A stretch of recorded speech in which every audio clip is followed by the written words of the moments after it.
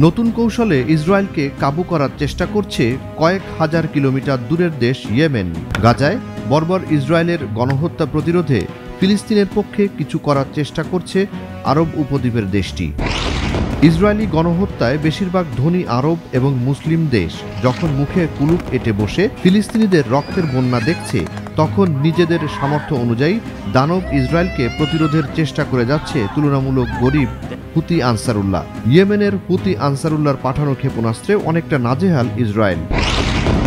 শহর জুড়ে আয়রন ডোমের মতো ক্ষেপণাস্ত্র প্রতিরোধ ব্যবস্থা থাকার পরও ইসরায়েলকে চিন্তায় ফেলেছে হুতি আনসারুল্লাহ, কারণ হুতিদের ক্ষেপণাস্ত্র আছড়ে পড়ছে ইসরায়েলের বিমান ও সমুদ্র বন্দরগুলোতে, যে বন্দরগুলো হচ্ছে ইসরায়েলের অর্থনীতির চালিকা শক্তি।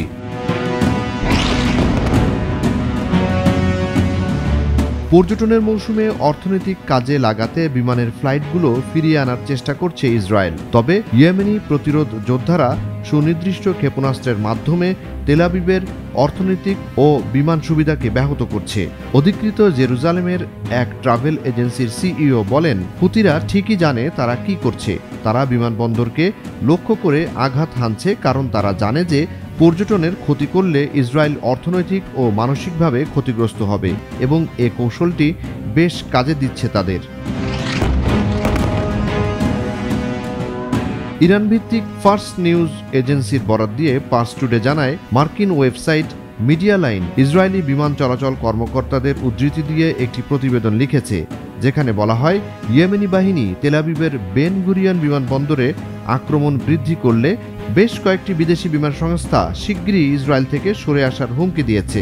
এই সতর্ক বার্তাগুলো এমন এক সময় আসলো যখন গাজায় সংক্ষিপ্ত যুদ্ধবিরতির পর কিছুটা স্থিতিশীলতা ফিরে আসার কারণে ইসরায়েলে আন্তর্জাতিক বিমান সংস্থা সাময়িকভাবে তাদের কাজ শুরু করেছিল। তবে বিমান সংস্থার কাজকে বড় ধরনের হুমকিতে ফেলেছে ইয়েমেনের ক্ষেপণাস্ত্র হামলা, পর্যটন খাতে অচলাবস্থা।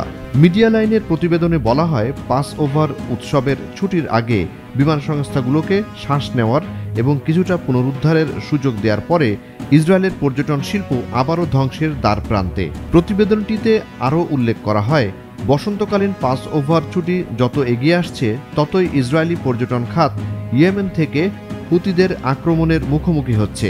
এ উৎসব সাধারণত ইসরায়েলে ভ্রমণের সুবর্ণ সুযোগগুলোর মধ্যে একটি বলে বিবেচিত হয়।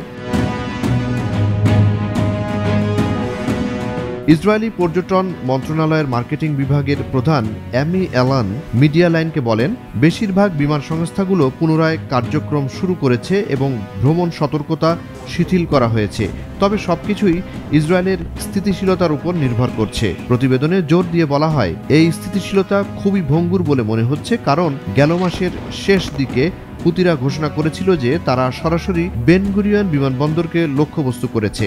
মিডিয়া লাইনের মতে, এই ধরনের হামলা বিমান সংস্থাগুলোর কার্যক্রম ব্যাহত করতে পারে এবং দেশীয় পর্যটনের উপর মারাত্মক প্রভাব ফেলতে পারে। বেন গুরিয়ন অনিরাপদ। গেল মার্চ মাসে ইয়েমেনি সশস্ত্র বাহিনী স্পষ্টভাবে বলেছিল যে বেন গুরিয়ন বিমানবন্দর বিমান চলাচলের জন্য নিরাপদ নয়, এবং গাজার উপর ইসরায়েলি যুদ্ধ বন্ধ না হওয়া এবং ফিলিস্তিনিদের উপর থেকে অবরোধ তুলে না নেওয়া পর্যন্ত এটি ঝুঁকিপূর্ণ থাকবে।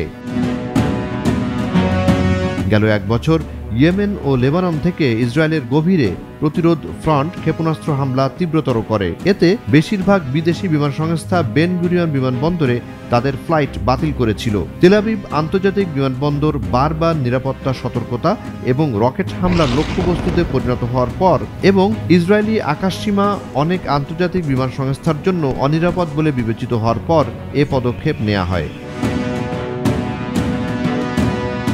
জুনায়েদ আলী সাকি, বৈশাখী সংবাদ।